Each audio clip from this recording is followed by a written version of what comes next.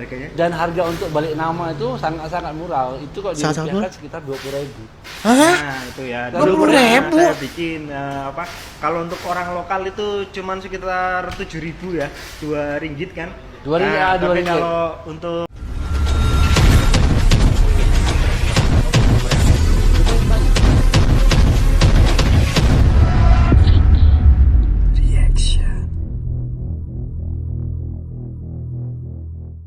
Assalamualaikum warahmatullahi wabarakatuh. Balik lagi bersama saya Fikri. Halo guys, bagaimana kabar kalian? Semoga selalu baik-baik saja. Semoga selalu dalam lindungan Allah Subhanahu wa Ta'ala, dan semoga selalu dijauhi dari segala mara bahaya dan kesusahan serta segala penyakit. Amin ya rabbal alamin. Dan jangan lupa guys untuk selalu bersyukur atas apa yang telah Allah berikan pada kita selama ini. Oke guys, hari ini saya akan mereaksi satu video yang cukup menarik. Saya baru melihat beberapa saat.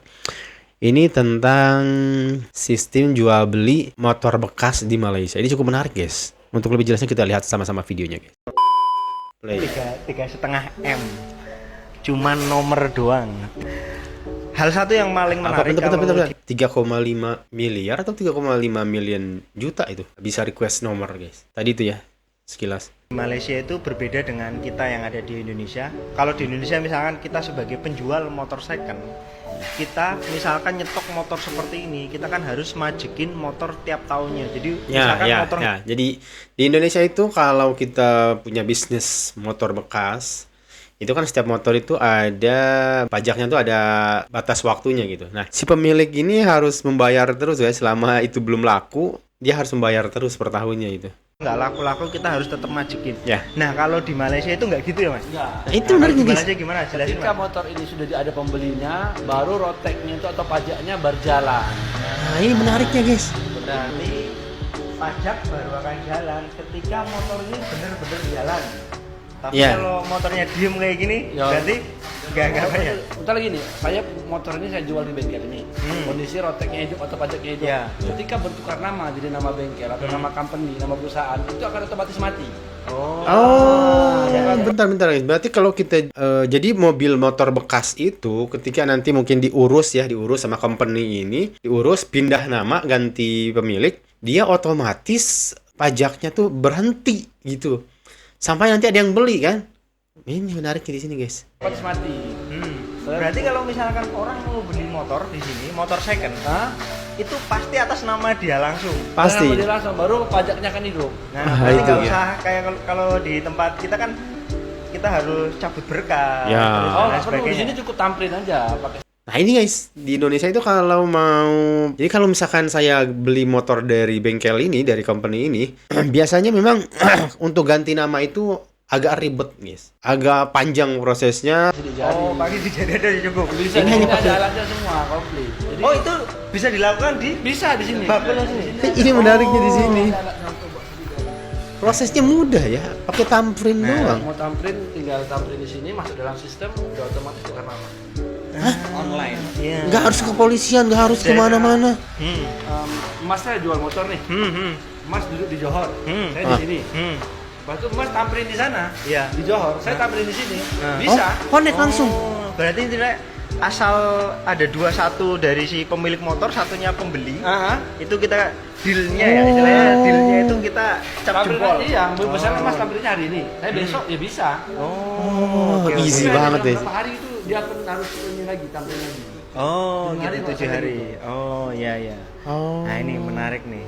Semoga di Indonesia kita kalau mau ngurus pajak semudah itu. Wah, Kenapa? mantap Karena sih. di Indonesia sendiri kan selalu orang-orang pajak mikir, kenapa nggak bayar pajak?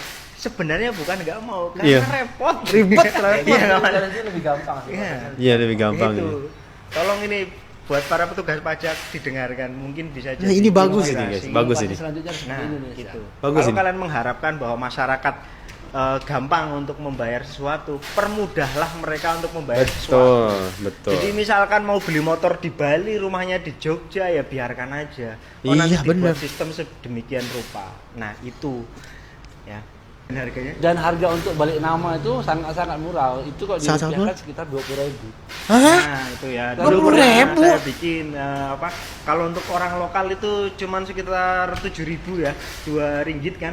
2 ringgit, Nah, 2 tapi ringgit. kalau untuk orang-orang kayak Mas Bayu yang kerja di sini itu mungkin sekitar berapa Mas? 20.000 gitu. 20.000 berarti Masih sangat terjangkau. masih 20.000 sangat rupiah. terjangkau. Nah, kalau di tempat kita mau balik nama itu bisa hampir 3 atau 2 kalinya harga pajak itu sendiri. Nah, itu yang menyebabkan istilahnya dunia otomotif untuk motor second di Indonesia itu agak sulit dan orang agak sulit untuk membayar pajak ya karena seperti itu. Sistemnya, Bang. Oke, gitu aja.